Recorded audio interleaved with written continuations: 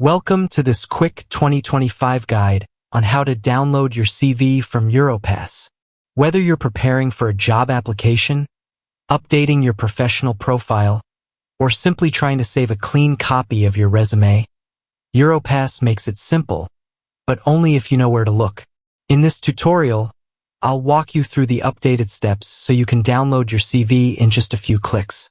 Let's get started. First is search for the Europass in your web. Click the Create Your Free Europass profile. Click Create Your CV. Click Create New CV and here type the name for your CV and click Download. And that's it. Now you know exactly how to download your CV from Europass in 2025. Fast, easy, and without confusion. With your CV saved, you're ready to apply for jobs, send it to employers, or update it whenever needed.